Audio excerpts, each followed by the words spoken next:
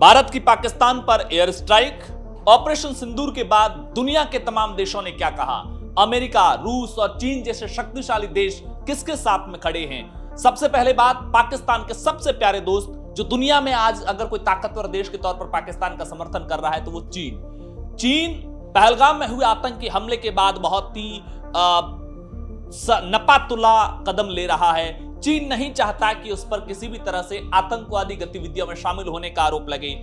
चीन नहीं चाहता कि अमेरिका के साथ चल रहे ट्रेड वॉर के बीच में चीन कोई ऐसी गलती करे जिसकी वजह से भारत पूरी तरीके से अमेरिका के साथ में हो जाए। लेकिन चीन यह भी नहीं चाहता कि पाकिस्तान को उसने जिस तरीके का खुला समर्थन दे रखा है उसमें पाकिस्तान की सरकार या पाकिस्तान के लोगों के स्तर पर किसी भी तरह का शक पैदा हो। लिहाजा चीन ने आज जो बयान जारी किया है वो मोटे तौर पर पाकिस्तान का समर्थन करता हुआ नजर आ रहा है। चीन ने बयान जारी करते हुए कहा, चीन के जो विदेश मंत्रालय के प्रवक्ता है उन्होंने बयान जारी किया और कहा कि भारत और पाकिस्तान दोनों पड़ोसी देश हैं, शांति और स्थिरता को प्राथमिकता देनी चाहिए और संयमित रहने की अपील की है। साथ ही साथ ये भी कहा है कि ऐसी स्थिति से बचा जाना चाहिए जो स्थितियों को और जटिल कर देता है। इसके अलावा बयान इजराइल का सामने आया और इजराइल का बयान खुले तौर पर भारत के साथ था। खुले तौर पर भारत का समर्थन करते हुए इजराइल का बयान आया। इजराइल की तरफ से भारत को समर्थन देते हुए जो इजराइल के राजदूत है रुवेन अजार, उनका बयान सामने आया। उन्होंने कहा, हम भारत के आत्मरक्षा के अधिकार का सम्मान करते हैं, समर्थन करते हैं। आतंकियों को यह पता होना चाहिए इस तरह की जो घटनाएं करते हैं कि उनके लिए इस दुनिया में छिपने की कोई जगह नहीं है।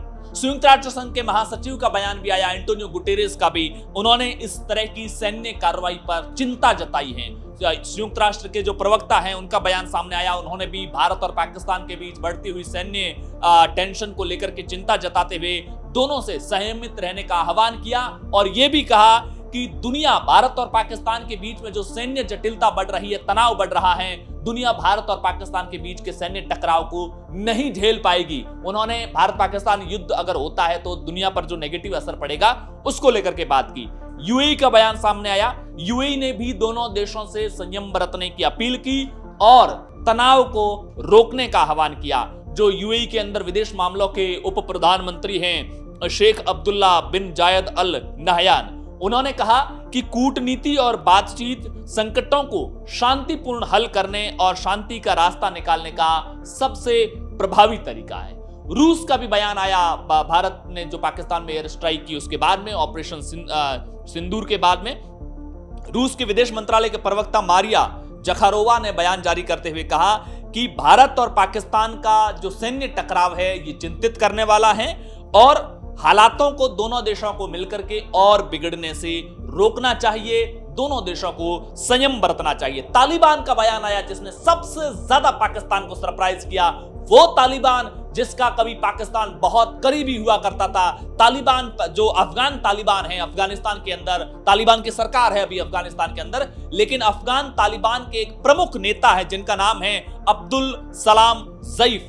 उनका बयान आया और उन्होंने कहा, पख्तूनों से यह आह्वान करते हुए कहा कि ये जो लड़ाई है जो पाकिस्तान भारत के खिलाफ लड़ रहा है ये जिहाद नहीं है। ऐसे में पश्तूनों को इस लड़ाई का हिस्सा नहीं होना चाहिए। दरअसल पाकिस्तान के खैबर पख्तूनख्वा जो इलाका है वहां पर बड़ी तादाद में पश्तून हैं। पश्तून पहले से पाकिस्तान के खिलाफ अपनी एक लड़ाई छेड़े हुए खड़े हैं और ऐसे में अफगान तालिबान के नेता का ये महत्वपूर्ण, और ये कोई सामान्य नेता नहीं है। ये जब पिछली बार जो 2000 के आसपास के दौर से जो अफगानिस्तान में सरकार थी 1990 से लेकर के 2000 तक की, उस दौर की तालिबान सरकार के दौरान पाकिस्तान के अंदर राजदूत रहे हैं। लिहाजा ये प्रमुख नेता है। उनका बयान पश्तूनों से यह आह्वान करना कि पाकिस्तान जो लड़ाई लड़ रहा है वो जिहाद की लड़ाई नहीं है और ऐसे में पश्तूनों को उस लड़ाई का हिस्सा नहीं बनना चाहिए।